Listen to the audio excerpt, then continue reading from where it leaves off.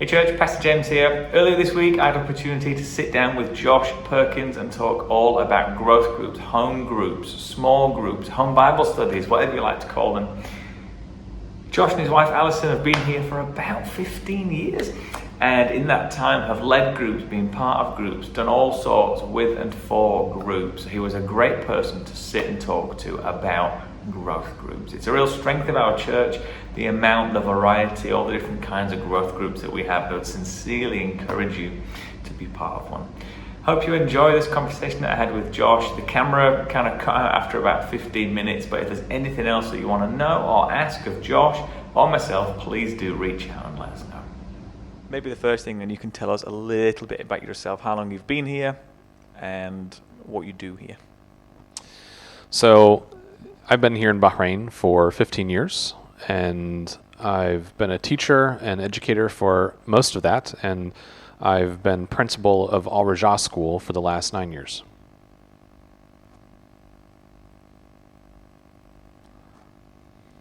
Sorry, I was just too busy listening. Sorry, yeah. 15 years is a long time here. We were talking earlier when we had a coffee. Mm-hmm. Most people come for a year or two, and if they stay for 3 years, it means they really like life here. So I don't know what 15 years says about you. It's a length of time that, 1 year is pretty good, 2 years you like it, 3 years you really like it. Once you start to get 4 or 5 years, people look at you like, really? That long? Yeah. Like people kind of look at you like, oh, you're one of those people. So we are one of those people. We meaning my wife and I. You are those people. And for we me are. At least. Anyway. Yeah. You are those people. Of your 15 years here, how many of those have you been part of a home group, small group, home Bible study, growth group, whatever term people want to use? Of your 15 years, how many years have you been part of smaller Christian groups? So, of the 15 years, probably almost all of it. Now 13 of them. The first 2 sort of in some ways, but really the last 13 years we've been involved in a small group, and really the same small group actually.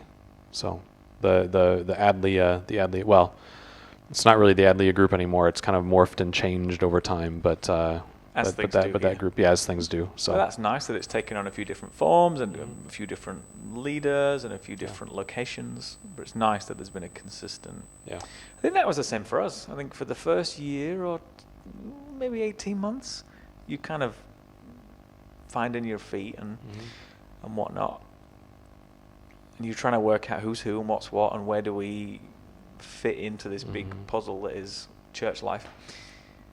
Which is strange because if people were new now, I would really encourage them, and as we have done for the last year, as people have joined during this very odd season, that get involved in a group. So it's very strange that it took you and me a year to 2 years to really find one. Yeah. So 15 years, 13 years as part of the same-ish home group. Maybe you can, maybe you can't, but is it possible to express the kind of the benefit or the why you've stuck with going to a home group for 13 years? Yeah, I think that the home group has always been really important for Allison and I. We love the Friday mornings. And I think that those are important, and not just important, but that's an essential part of the church community and participation in the church community. But the home groups, I think, provide something a little bit different than what we experience on a Friday morning, which is that's when you really get to know each other on a deeper level, and that's where you can spend time studying God's Word and interacting with it on an individual basis. I don't mean that people don't do that on a Friday morning, but that there's a difference in expressing my idea and then someone else expressing their idea, and then being able to really kind of dig in and ask questions that I might not be able to ask on a Friday morning. I don't think that James would appreciate it if I was raising my hand every 5 minutes to ask questions, interrupt his sermons. So, but in a small group format, that's one thing that you can do is that's where you can ask those questions, and you can and even expressing how does this passage apply to where I'm at today and right now, and kind of internalizing some of those things and expressing them, because expressing that to other people can often be a helpful way for us to process and learn. So I think that kind of the way that you can study the Bible with other people is really, really good. I think another huge benefit for us in small group is that's a place where we can pray for people and other people can pray for us. And usually when we're sharing prayer requests, we're sharing the things that are hard in life and difficult, whether that's something for us personally or whether it's someone that we know or family back home. And so those are places where there is a time set aside for us to share about those things and then to actually pray for each other. Because oftentimes what happens in other contexts is that someone shares something and you're kind of busy and your kids are running around and you got to get to Friday school, and or you see each other at the mall, and but this is a dedicated time to be able to do that, and that's really good and really important, and having that consistency, because then the next week someone comes back and says, oh, how is this thing? How is that person? And so being able to pray for each other and being able to engage with each other in that way has been really important. I think also that becomes, for us, that's been a huge part of our community. That's one of the things that we've really missed this last year in not having home groups in person, is that we've missed the rhythms of seeing some people that we've become really close to, that normally we would see them every Friday and we would see them every Monday at our small group, and now we've missed that. But normally that's where we have, because oftentimes the relationships that are the strongest are just the people we see the most. And so in having that time set aside where we get together, you develop those strong relationships, and those are the people that we often turn to for support. And I think that's probably maybe the last thing I'm going to say right now. Sorry, I know I'm taking a lot of time.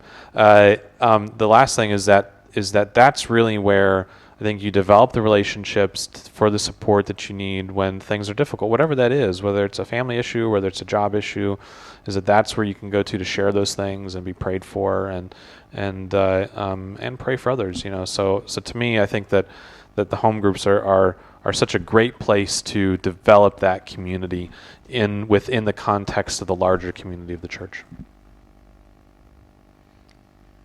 That was quite the benefit to home groups. Sorry, I didn't know if you were looking for all of it. No, we're looking for all of it. What would you say to people who say, well, look, I go to church on a Friday, and part of the big church family, we go to worship together, I see people, we have a coffee afterwards, maybe we go for lunch.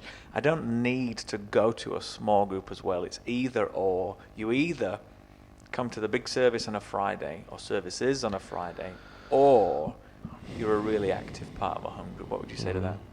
Yeah, I think that, first of all, certainly there's no passage in the Bible that I can point to that says you must go to your Monday night home group, as much as I have tried to tell my Monday night home group that. And so I think that one of the things that happens in a group, so the command of Jesus, one of the commands of Jesus, in Matthew at the very end is go and make disciples of all nations. And so that making disciples piece. And so what does it mean to make disciples? And there's a lot of things that go into making disciples.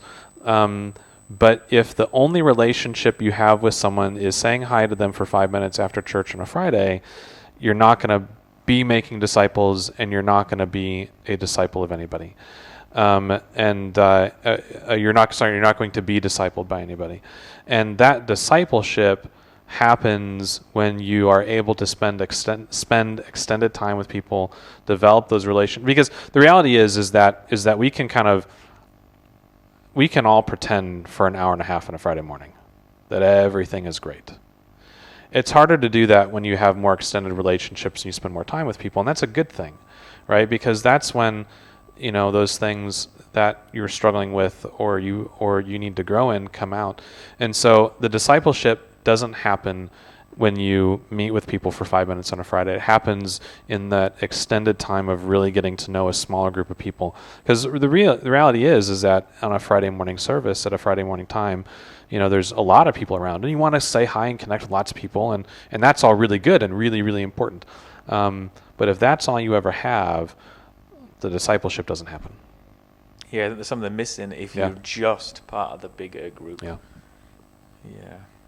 I really like you said earlier, there isn't nothing comes to mind, chapter verse, that you must be part of a home group sized group. I think a lot of it is, you talk about the explicit teaching of the Bible, but also the principles that the Bible teaches. And if you look at Jesus himself, he had a couple of guys that he was really close to, and they did stuff with him that the next layer of his group sort of didn't. So he had a couple of guys that he was really tight with, really close to, but then he had a home group-sized group of guys. And people make that bad joke, don't they, that Jesus' greatest miracle was to be a man in his 30s with 12 good friends, because typically people in their 30s don't have 12 good friends. But he had a couple of people that he was really close with, and there was a wider group then of his 12 disciples that he did pretty much everything with. People talk about doing life together, and Jesus and his 12. But then they were part of an even bigger group, weren't they? Which, if you put it in the life of the church, you would hope that people have got one or two closer, tighter relationships, but then they are part of a smaller group, like you said, who you see regularly, and it's more difficult to put that Friday face on all the time. Where you can turn up on Friday, you can look like everything's fine, you can say the right things, and you can worship, you can be refocused and recentered, and you can leave again. But if you don't see anybody until the week after, it is easy to, like you said, to pretend really that everything's fine. Harder if you're spending time with the same people every week. When we first came to this church about 8 years ago, we were told, look, the growth groups, the home groups, the small groups are a real strength of the church, because they meet all over the country, different days, different times. There are groups for almost every kind of person in church. Not that we should only ever spend time with people that are like us, but why do you think home groups are such a strength of the church? Is it because they meet different places, different times, and they're very flexible, or do you think there's something a bit deeper to it? I feel like there's something you want me to say. No, not at all. No, not at all. I'm very interested in what you do think, because we were told that when we walked in, and you were already here when we arrived. So, the growth groups are a real strength of this church. I'm like, well, why? Yeah, I think that that's where people find their community. I think for a lot of us, where we come from before we came to Bahrain is oftentimes we have a lot of family around, and our family becomes the people. The family are the people that we see a lot and we see regularly and we spend a lot of time with and do a lot of things with. But when you come to Bahrain, there's no extended family here, and so the question is where do you find that community? And you find that, and for a lot of us, we find that at church. We find those deep relationships at church, and I mean that's what we're created for, right? We're created for deep relationships with God, and deep relationships with each other, and we crave that, and that's where we can find that is in that community. And I think that one of the great things, like you said, there's different types of groups that meet on certain days or certain times, and different locations depending on what the need is, and so there's a wide range of groups that meet. But even inside those groups, they're made up of lots of different types of people, whether it's age range or whether it's family. Where are you at in kind of your family journey. Like for us, we've got kids in elementary school versus families who have kids in high school or post-high school, or young children or no children or not married. And I think that in those different groups, in those different life stages, you see people and hear from people with different perspectives, and that can be really beneficial. For me, interacting with people who are older than me and have kids who are older than me, the growth groups have always been really helpful, because that's where I can interact on a deeper level with people who can give their wisdom to me, and who I can learn from. So I think but I think really it's about the community, right? It's about the community that people crave, and there's not a natural place in Bahrain for expats to necessarily find that, and so where do we find that? We find that in church. We find that particularly in small groups. A couple of things stood out there. I really liked the vertical and horizontal. That was good. That we're made for deep relationship with God, but we're also made horizontally to share that relationship with other people. I think we talked about it when we were working through Hebrews maybe a couple of years ago, that because we've got that individual, personal and deep relationship with God, you look around you and there are people around you who have that relationship. And because you and I both have a relationship with a living God through faith in Jesus, then that is something that we've got in common. So then we have a relationship, and then that starts to be amplified and magnified in your life when you spend time with other people.